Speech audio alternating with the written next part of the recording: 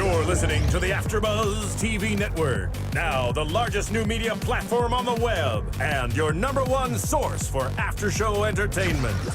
Very good, Dean Johnson.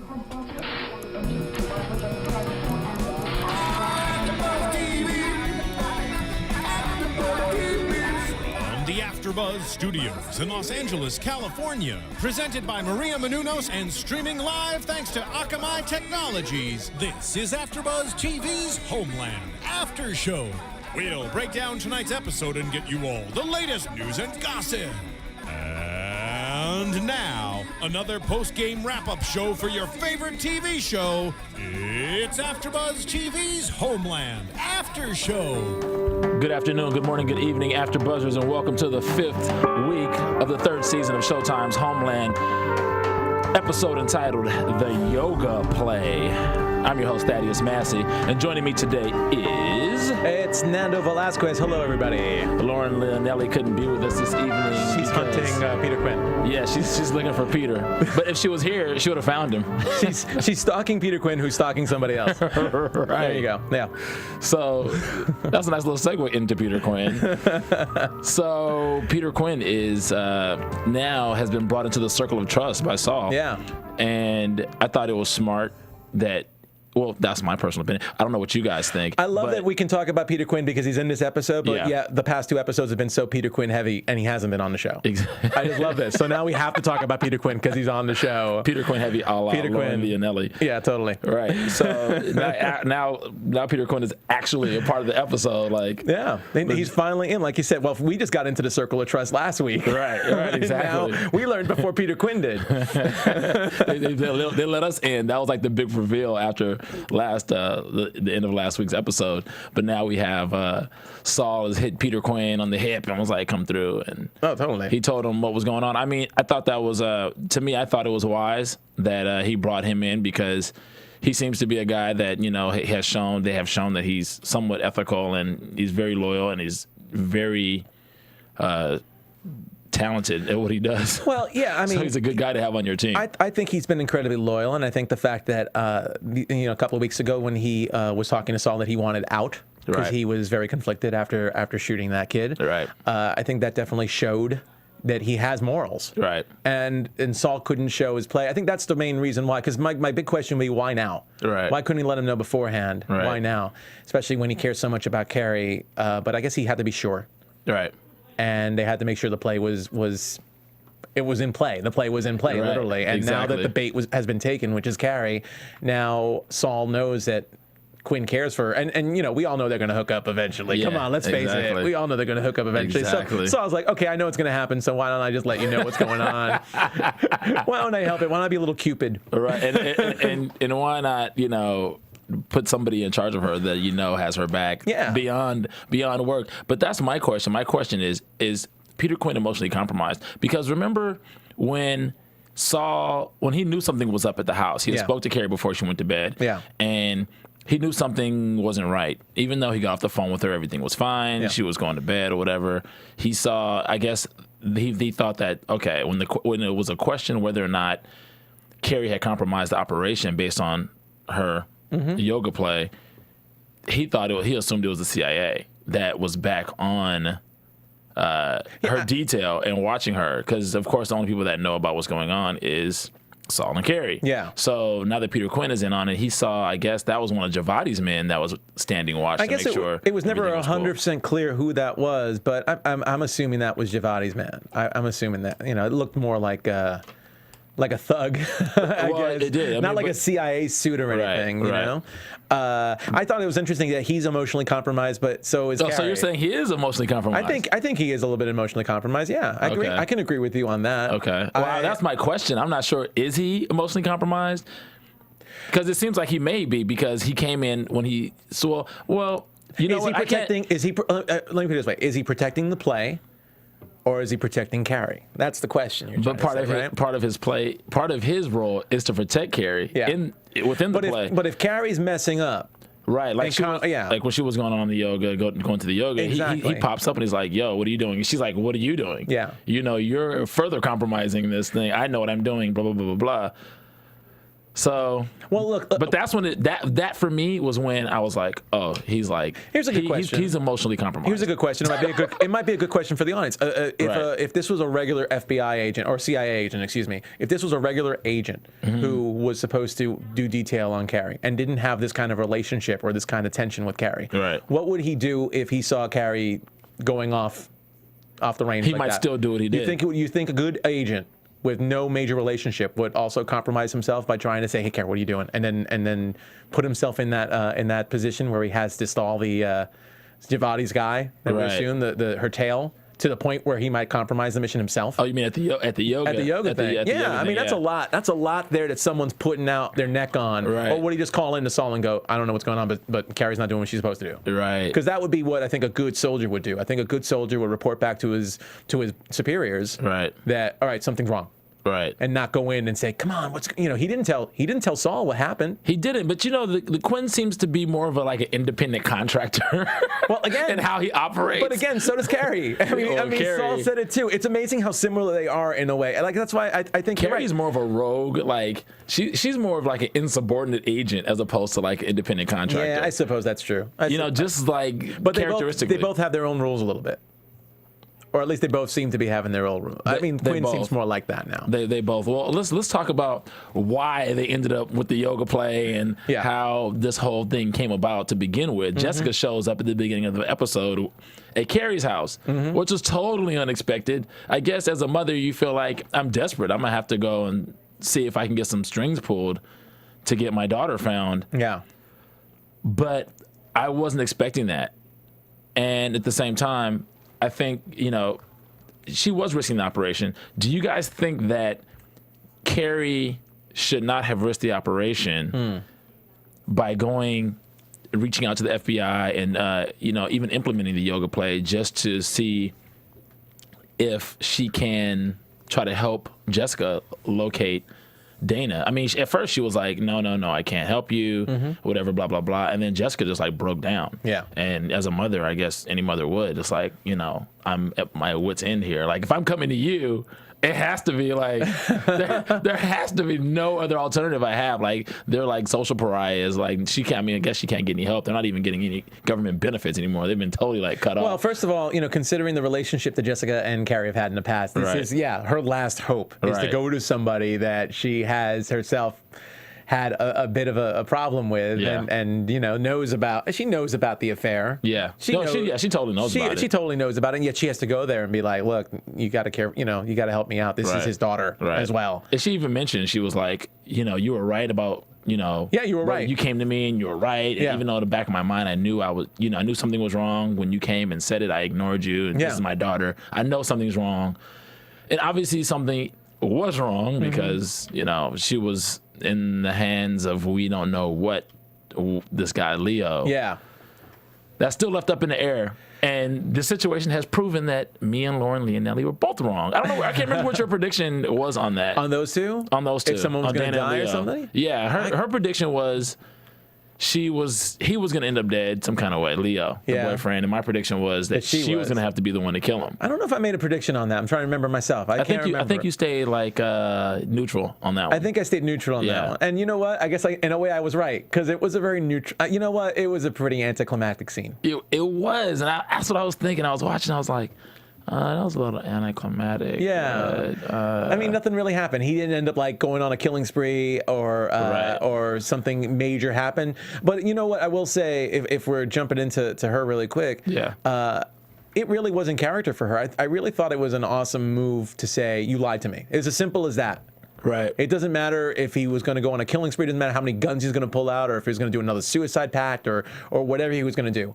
She said straight up, you lied to me. Right. My dad lied to me. Yeah. And again, I think as opposed to the brother who we barely saw this episode, I think we saw him in a long hallway shot. That's about it. Yeah. The reason why the Dana Brody relationship on this show is so important, and as much as people are annoyed at Dana, I think the thing to remember with this and why it's so important is her relationship with her dad affects all her relationship with her men. Right. So look at this guy who's lying to her. Right. And she just seems to be wrapped up with guys who don't tell the truth, who are not forthright. Yeah.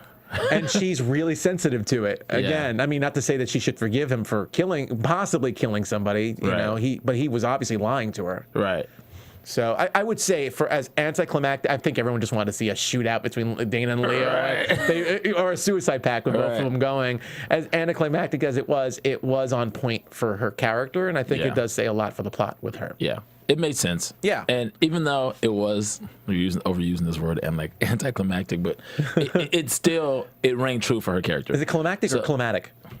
I don't know. Let's just use both, climactic and climatic. If you guys want to call in and give us your 2 cents of what you guys think about anything that we're mentioning or talking about right now, you guys can give us a call at 424-256-1729, 424-256-1729, and we appreciate all the comments that you guys make on YouTube and iTunes and otherwise, because we just watched the show and we have theories and ideas about everything, just as you guys do, and we want to hear what you guys have to say. And you know, I gotta mention that somebody said something about the chat room on AfterBuzzTV.com wants to hear from us too, or wants to voice in. So I'm trying to get on to this week. Right. So we'll try and get you in there too if you got something.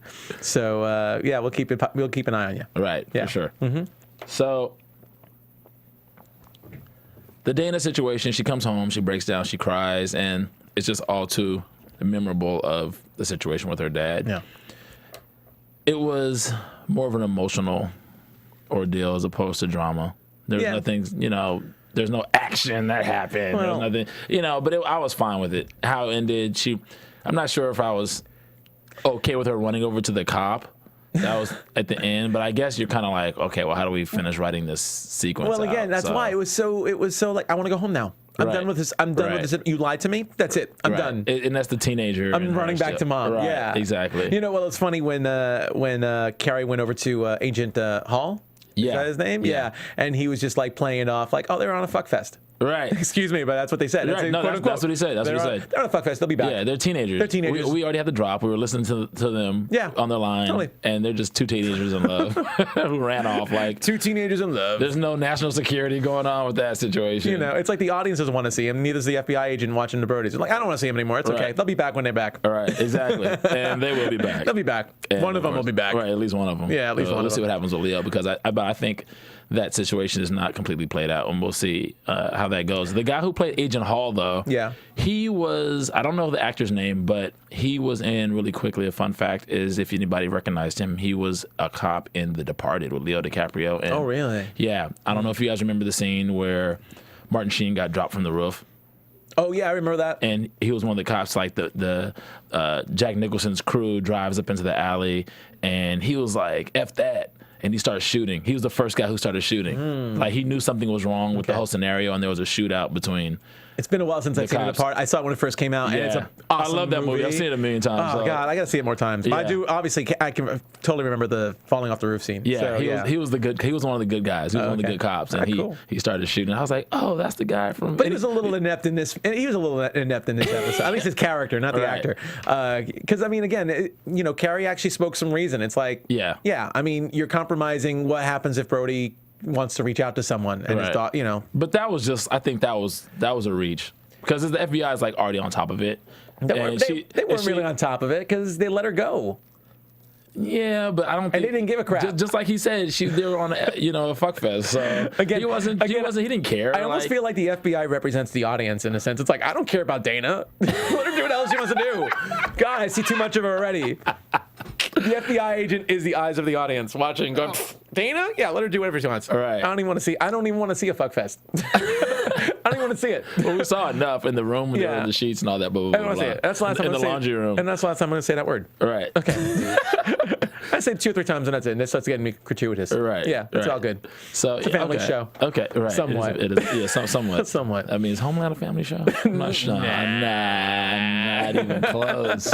Not even close.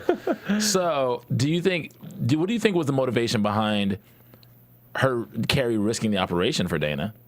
Well, I mean, do you think it was because obviously she's not connected to Jessica, and I'm not sure she doesn't have any children herself, so I think what she said to Agent Hall is really why she wants to make sure that Dana's okay, because she still cares about. She's emotionally compromised. She still cares about Brody. If Brody, I mean, even though she sent him away, and apparently, to the audience's knowledge, and we know that we can be wrong the way they tricked us last week. To our best knowledge, Brody is in Venezuela in a place where he can't escape because of her. Because that's where she sent him. Strung out on heroin. Yeah, well, supposedly that she may know that heroin. Yeah, I mean, because of that, we don't know that for sure. She might think that he might come back and try and reach out to Dana. She wants to protect Dana, either to protect Dana because she feels that Brody might sneak back in and go to her, or because if something happens to Dana, maybe Brody will come back. Maybe Nick Brody will come back to the States to find out what the hell's going on. Maybe he'll compromise himself. So either way, her intention is because of Nick Brody. Yeah, well, I guess ultimately that would be her. And again, that's why I think it's kind of interesting to see her being emotionally compromised and Quinn being somewhat emotionally compromised, slightly different reasons, but it's like a distant similar. lover love triangle. It's almost like it's like infatuation thing going on. It's almost like a subtle soap opera. Like, I love you, so I can't let you do this. I love you, so I got to protect your daughter. You know, it's almost like that in a way. I mean, there's a lot of intrigue and espionage and all that. I mean, we saw more espionage this episode than we've seen all season. This episode felt more like a Homeland episode. It did, and I love the yoga play. Yeah. I don't know who the stand-in actress is that Carrie has that just dresses up as her and goes to the yoga. Oh, no, that was a teacher. Wasn't that? Was like the yoga instructor, I thought. No, the yoga instructor, I think, was the guy who was walking around the students when she first walked in.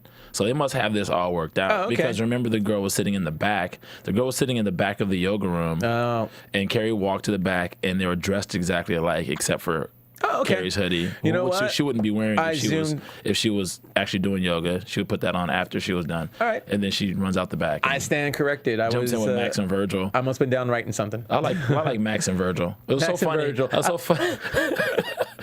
She calls Virgil. Virgil's like, no, sorry. I'm going to call you back on the other line, and you better be more on top of it with the yoga actually, play. It was Max that she called. It was Max, and then Virgil was listening. Virgil's brother. She called Hall first, and then she called Max, because she called Virgil like... Well, Virgil didn't give a crap. He hung up on her. Like a week ago. No, but he gave her... No, well, he didn't hang up on her. Well... He gave her the tip, like, tell your mom she's doing okay. So she already knew that he's being watched. Virgil, that was Virgil. Line. Yeah, that was Virgil. That was like, what, last week or 2 weeks ago? That was, I believe it was last week. Yeah, so she would normally call Virgil, but she called Max because maybe they're not listening. Oh, yeah, I meant when she called Hall hung up on her. That's what I meant. Right, but yeah. Right. So it's good to see that she has two guys that, although they know they could lose their jobs, but you know, it's funny. They help her out. They're like comic relief in a way too. It's like, I got to go to these guys. They're awesome. They're reliable, but it's really funny to see them there. It's kind of in a subtle way, like those two. I don't know. It's like Transformers 3, like the two cars. Are you comparing them to Transformers 3? Those remember the goofy, the goofy. Yeah. Oh my God. Really? It's in a subtle for the CIA. You got Virgil and Max, and then you got guys like Peter Quinn, who are totally so many other older references probably, but yeah, it's like C-3PO and R2-D2 or something. Exactly. That's what Max and or Virgil Abbott and represent. Costello, or I don't know. Let's go far back. That's what Max and Virgil represent. Lucy and Ethel. I don't know. I'm just Max trying to. and Virgil. Max and Virgil. Yeah. Abbott and Costello. Laurel and Hardy. Whatever. I'm dating myself. I'm not that old, but I'm old enough. Right. Yeah. And if you don't know who that is, go look it up. Go look it up. But again, I wasn't there when they were around. Right. Got it. So, do you think that Peter Quinn's his emotional attachment to Carrie is gonna eventually get him hurt or compromise because say he got there like a second earlier while they were still but see that the thing is that's all part of the play. Like, if they know that Carrie is supposed to meet Giovanni in person, he's going to take his own, measures or his own precautions. Well, here's what I think about to not get made or not, to make sure that she's on the level. Here's what I think about Peter Quinn, and without getting into the hunky conversation, thank God we don't have to do that this week. Right.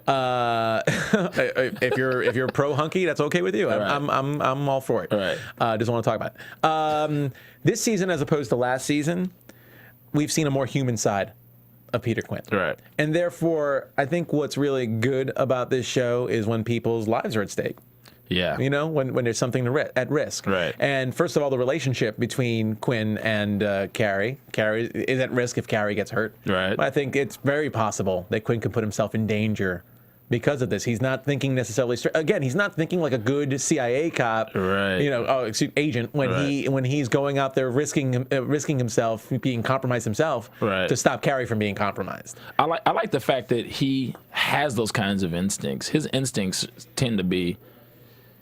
He tends to be on point with his instincts. Yeah. Like, he knew something was wrong in the house. Like, something's not right. Yeah. And he went in there, like, but at the same time, it's like, okay, she's either getting, like, the CIA, CIA is not going to nab her.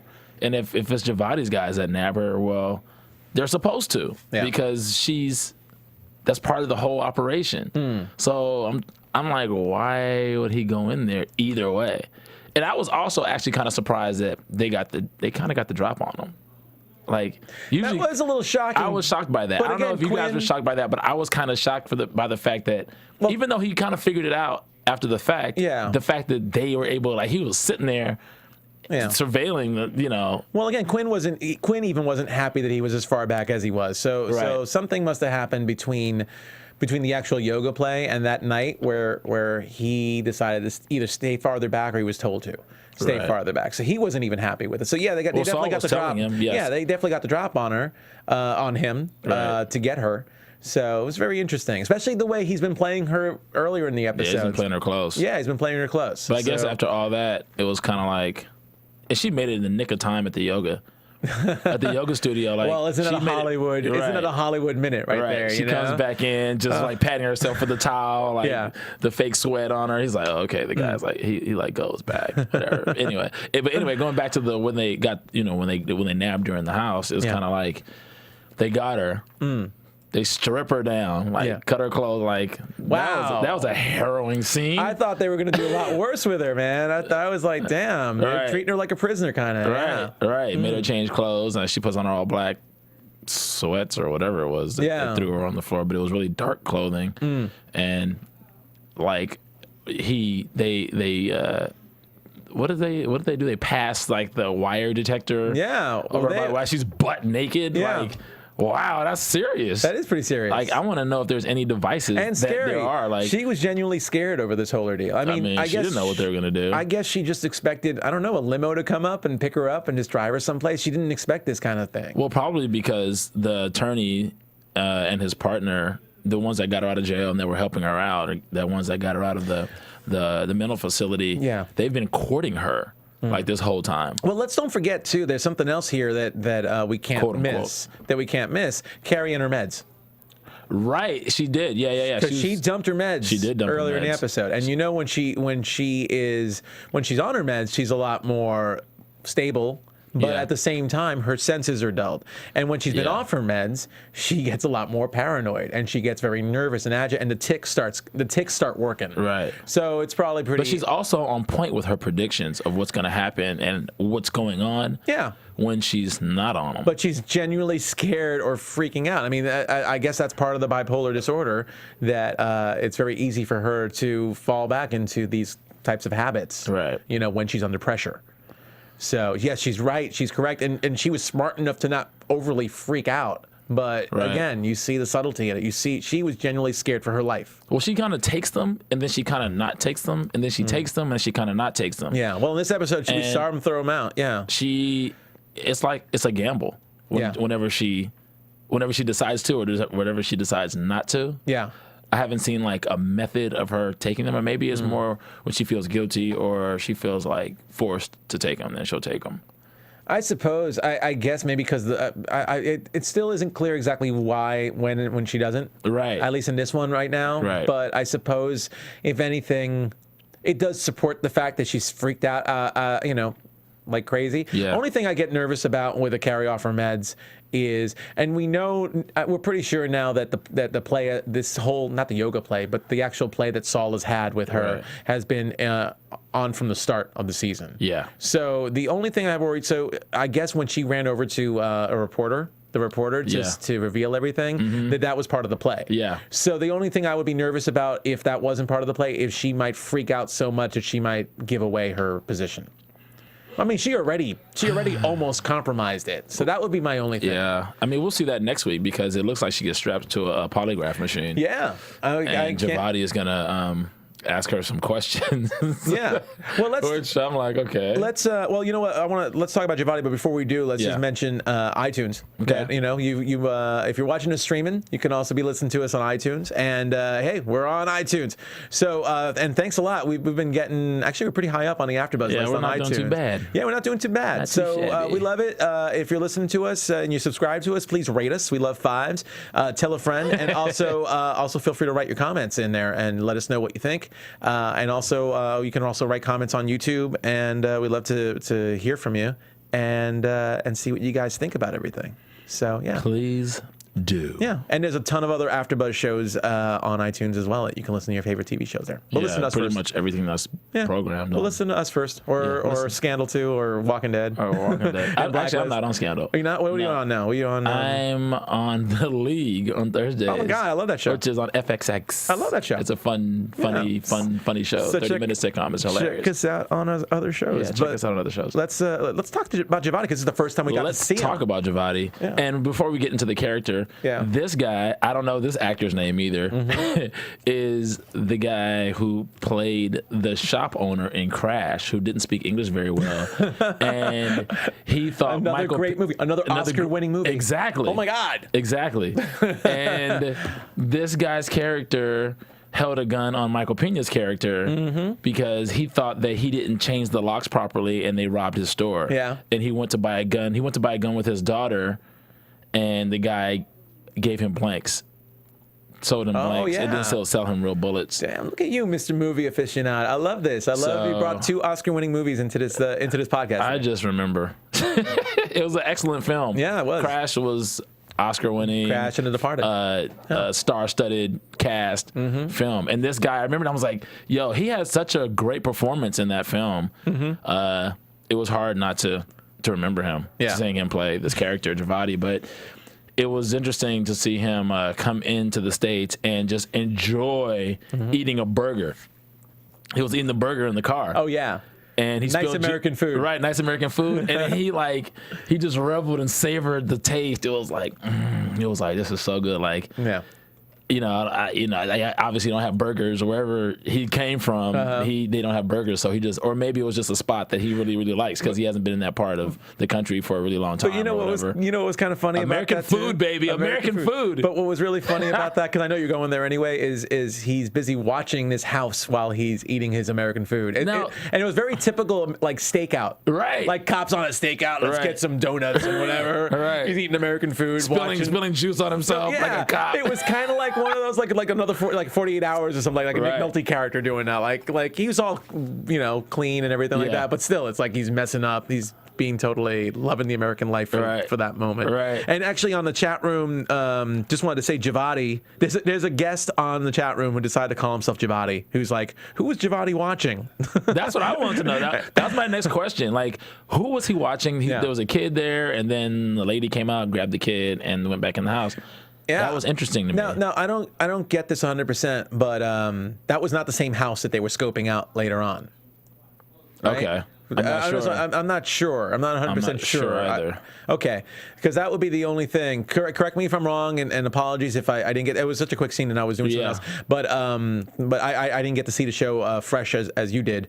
So, but that was the question I'd probably have, because otherwise, I'm guessing we'll get to find out a little bit more in following weeks who that family was. Who that family was, what they meant, who they possibly were, or if he was just reveling in the burger in the American life. Well, yeah, of kids playing on the yard. Again, it's an interesting scene to see him kind of. It's almost like he's wistful. Yeah, it wasn't even a stakeout, but I like to think it was a stakeout because they reminded me of it. But it was almost like he was wistful. Right. It's like here you are, you're an enemy of the American people, and yet you're enjoying a burger, watching a family. Right. That's what I was kind of thinking of, like the irony of the whole thing. It was like, if only I was.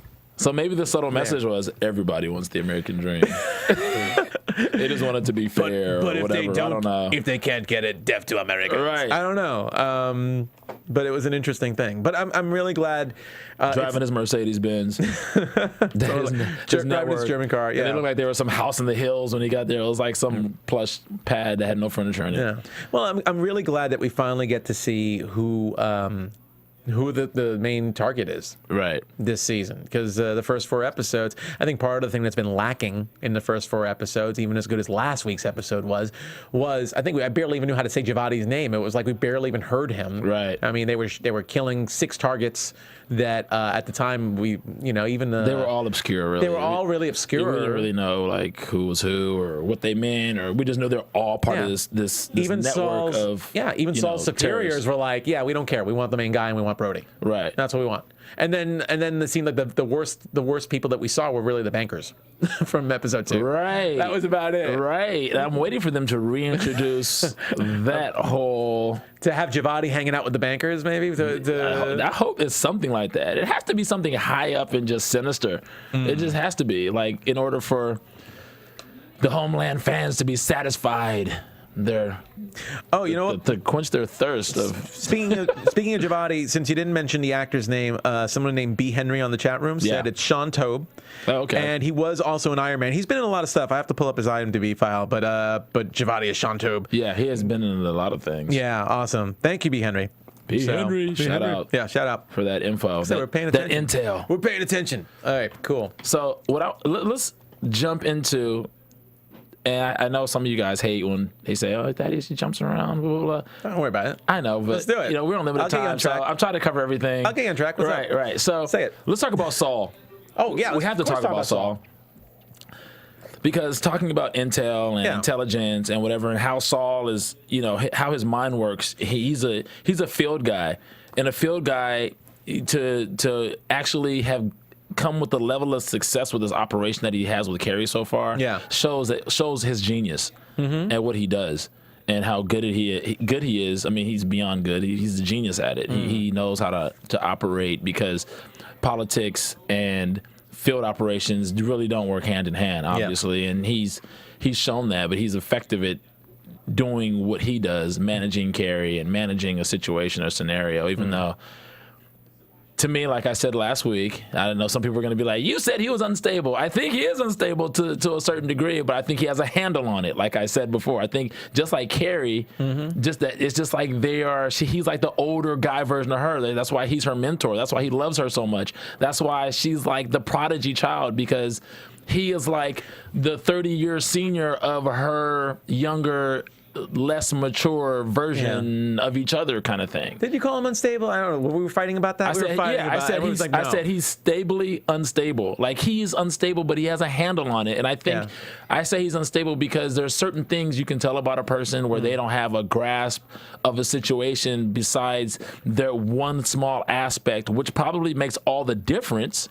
But there are other aspects where you look at it and like, oh my gosh, I can't trust this individual. Just like Dar doesn't trust Saul's judgment. Yeah. Because there's other surrounding circumstances for a guy of that veteranship with that kind of experience. He shows an instability in the decisions that he makes, but it's also his ingenuity and his instincts, which make him seem unstable at the same time. Well, I mean, from like the perspective of his peers, professional peers, he's unstable to a certain degree, which is kind of the reason why he's getting passed, or he got passed over for this job. First of all, I don't know if he sucks. It's a high pressure situation. No, I said the situation sucks. Oh, the situation sucks. It sucks that he got passed over. I was going to say, Saul doesn't suck. Yeah, Saul doesn't suck. Yeah, Saul does not suck. But you know what I think? It's just a high pressure job. And to this point, again, I said it before, and it's an easy way to say it. He's middle management. He really is middle management when it comes down to it, and all of a sudden they promote him to the top, and he's been used to being he loves being out in the field. Right. That's his thing. He loves having someone to report to, and being up at the top. It's a high pressure situation. You have other people, obviously, that probably feel they can do the job. And of course, when you're always that high up, people are always going to be. When you're the boss, when you're the king, everyone has a, they want to get their hooks into you. Yeah. And Dar obviously has his own impressions on what he wants to create, and everyone's very political. And his own agenda. Yeah, and of course Lockhart too. And that's the problem with Saul ultimately. That's why it seems somewhat indecisive, and he doesn't trust anybody. Notice he did this play, and I'm not saying he should have. I'm not saying he should have trusted anybody. Yeah, we don't know. I don't think Dar. We were saying Dar's probably a mole or something like that. I don't know. I think that's too obvious. I'm not sure about that. I think that's a little too obvious to go there, and so Homeland's too smart to really go there. Right. But yeah, he can't really trust anybody, and it shows. Right. And you know what? Because he doesn't really trust anybody, the only person right now he seems to trust is Carrie, and to an extent Quinn. Yeah. Right. No wonder. As much as we want to see Saul in the charge, because I think we all love Saul, right? No wonder he got passed over. No wonder he had this episode with Lockhart, where Lockhart's like, "Oh, by the way, I'm being nominated." I want to punch that guy. If you guys want to punch Senator Aaron Lockhart as well, like, go ahead and write something, because this dude was like, I mean, you just want to smack him, because you're so like smug and like. And you're just like, and then he just went up against this guy in the Senate Intelligence Committee hearings about this whole thing with Carrie, right? That was all part of the plan, and obviously they don't know about it. Yeah. And it's so ironic that they were used as pawns in Saul's genius play to make this whole thing and draw Javadi out, and he's going to be appointed the director of the CIA now. It's like really a joke. Well, it's all political. It's all politics. They go geese hunting, which their duck season was over, and now we're almost at the end of goose hunting season. Yeah. Well, hopefully go catch a couple of big ones out there. And Saul gets blindsided with this. Lockhart's like, I don't think you quite understand what's going on. What's it called? Is now correct me if I'm wrong. I almost feel like isn't the term lame duck? Like when someone is somewhat in charge, but then not really? Like a lame... I don't know. What's the... Oh, God, because I really feel like there's a duck analogy there probably, too. Probably. I almost feel like there Probably, is. Which is why they use I feel like I want to say Saul's a lame duck in this situation because he's getting passed over. He's getting completely passed over, which is kind of funny. But yeah, I mean, obviously, it's terrible. The audience, obviously, I'm sure you guys all feel for Saul. Yeah. And what I loved about this is we got to see Saul mad and Saul taking action. That's what we get to see right now. And this is Saul not like being manipulative or being like, I can't really reveal what I'm supposed to be doing or indecisive. Right. I mean, by the end of this whole thing, at the party, it was kind of like the drunk ex-lover, at the wedding. Does anyone have any objections? Yeah, I got an objection. I got an objection over this whole thing. Right. You guys are terrible for each other. You know, she's gonna do this. Kidding. Yeah, I mean, but it was in such a good way. It wasn't as bad as that, but it was in such a good way. Right. And I loved. It was totally professional. I loved seeing him mad, and then he's like, "I got 2 weeks to stir some shit up," and he just walked out of there, and he pretty much pulled it out like he said. He said it's political. This phony I can't remember the exact words. I didn't write the line down, but pretty much just figurehead, just putting his air up and trying to hand up in the air and trying to feel the breeze or something like that. Right, put a finger out and figure out which way the wind's blowing. Yeah, and I guess to a certain degree, do you guys think? And this is a question: do you think it's better to have somebody who's a field operative, who has experience in the field, to be the director of the CIA, or have a politician there? And I'm kind of on the fence with that because you have people to answer to, and you have there's so much bureaucracy at that level that I don't know if they might fear that someone who has experience in the field may not comply with the wishes of the higher ups. Like even the president, the president was the one that, had this whole hunt, organized this whole thing. I'm gonna go further with this. I'm gonna say it's not even a CIA thing. It's not even worth saying as a CIA thing. I think it's a business. I think it's a job thing. I mean, how many people have busted their ass at a job? Right. Working the trenches. You're talking right. And a lot of JOB, working the trenches, and all of a sudden, like, there's a job opening, and you're like, you've been a loyal soldier this whole time. So the CEO's nephew who just got out of college. Yeah, and exactly. No job experience. Some nepotism happens. Again, some inside politics happens, and someone else. And who deserves a job more? Does the person who really works their butt off and knows everything inside and out, or there's a person who gets up there through politics through whatever reason?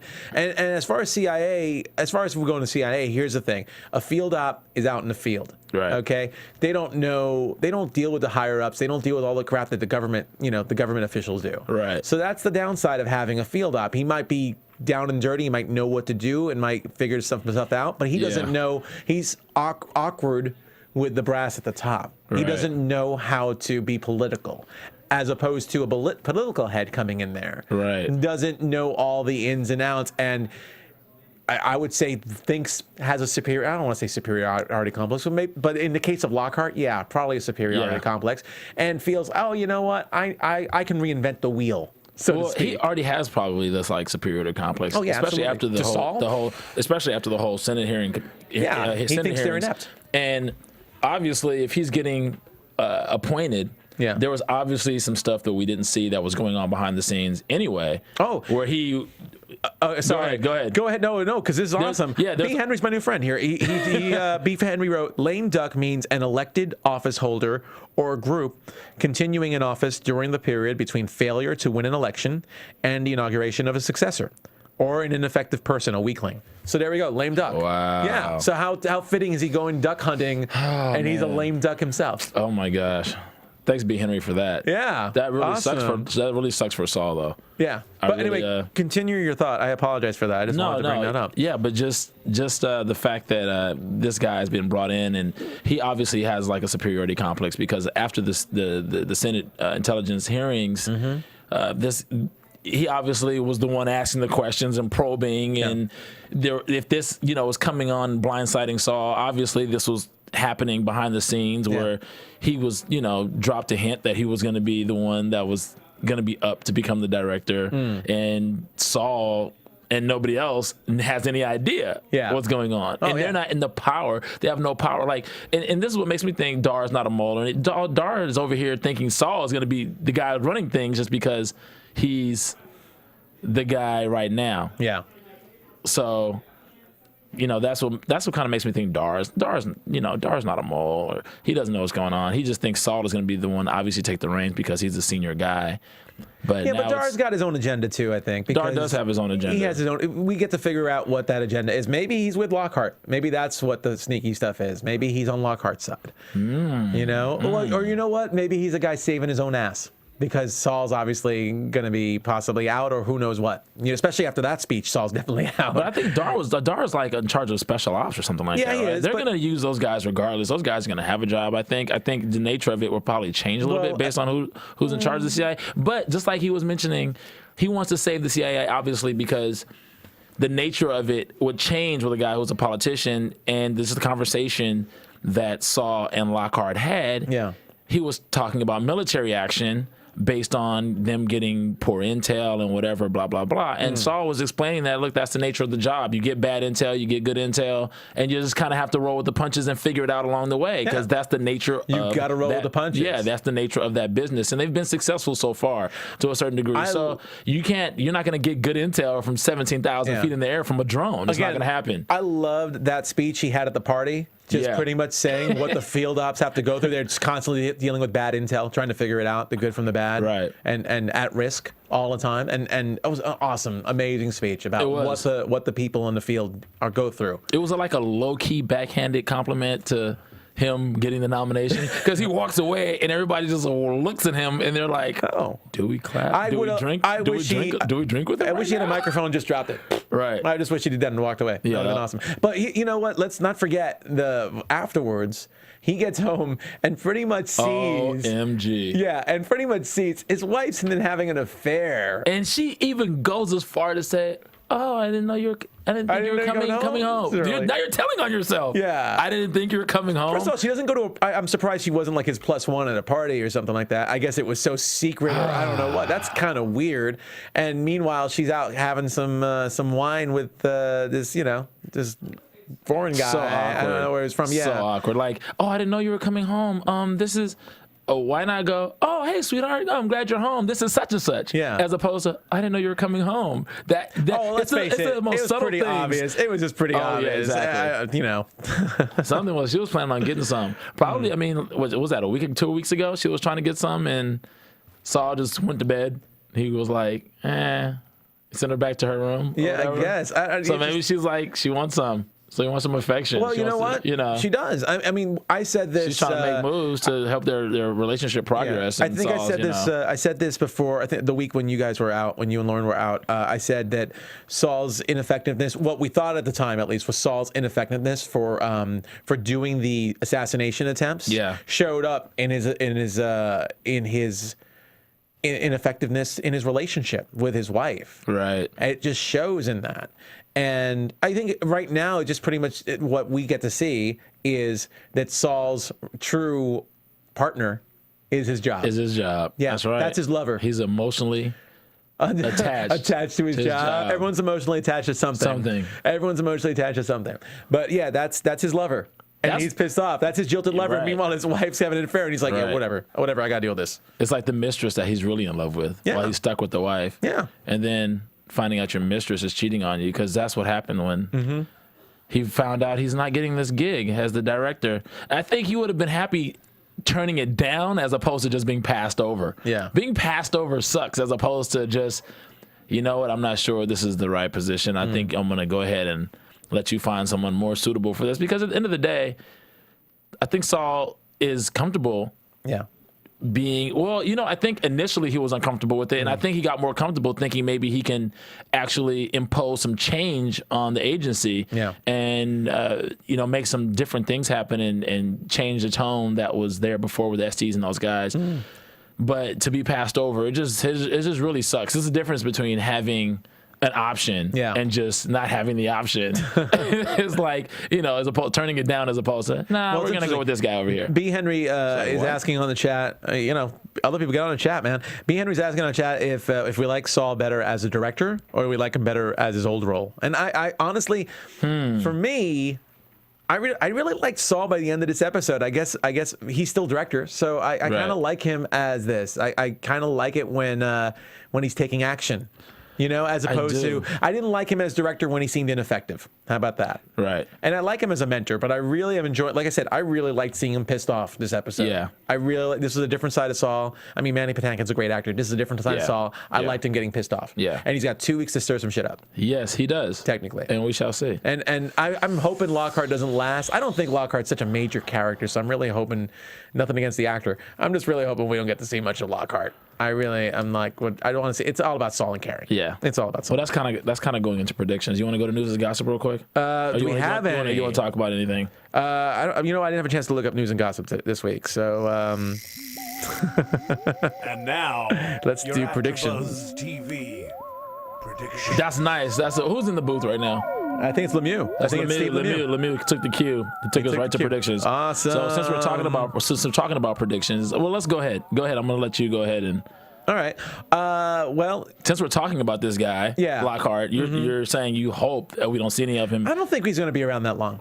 I don't think so. Well, I think first of all that speech was great. I think that speech was awesome. I think Saul still is a lame duck. Okay. But you know what? It's like based on the definition of what's going on with the higher ups and who's really in charge. Yeah, he's definitely fits that bill. Yeah, but I think no pun intended. Duck bill. I definitely think we're not going to see too much of Lockhart. I think he ends up being the bungling. You know what? Like we've seen this in other TV shows. Yeah. You know my favorite, like being 24, when Kiefer Sutherland's character Jack Bauer always has some superior screwing things up when he's got the handle on it. Right. I think Lockhart's going to be gone after 2 or 3 episodes. So I'm hoping for that. And I don't think that means Saul will be in charge again. But I think at least it'd be funny if his Dar got promoted. That would be interesting. Just when you think like Lockhart, they get rid of Lockhart, and Lockhart's not promoted, and Saul, you figure Saul's the best one for the job, and then Dar, because Dar is so different than Saul, they have their disagreements too. So it would be really interesting. I think that's a stretch. Okay. But we'll see. I'm reaching for the skinny branches on the tall trees, man. I'm going. So when I get it, I'll be like, I told you so. That's a good one. If that goes down, that's really, really good. Okay, cool. As far as Saul's concerned, I think the opposite. I think that we're going to see Lockhart around for a little bit. Yeah. And I think that him and I was going to say Mandy Patinkin. Yeah. Him and Saul are going to war. There's going to be a political battle that's going to ensue with these two. And we should expect to see it simply by the tone in which he left that party. Yeah. When he left that party, it was like, and he mentioned the 2 weeks. Yeah. some stuff is going to happen in the next 2 weeks.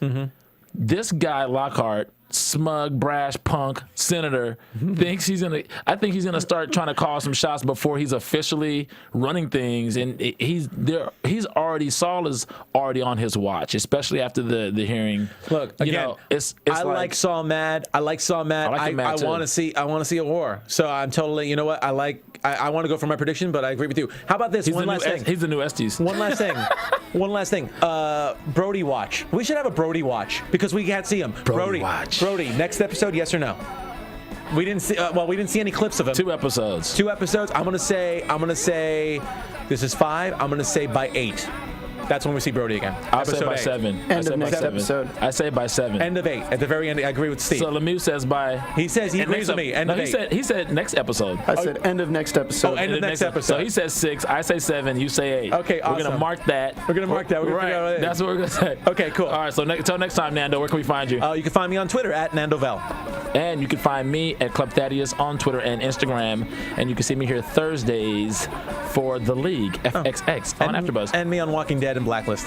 What night? Walking Dead's tonight, except for I wasn't on this week, and Blacklist on Tuesdays. Excellent. Awesome. Until next time, After Buzzers.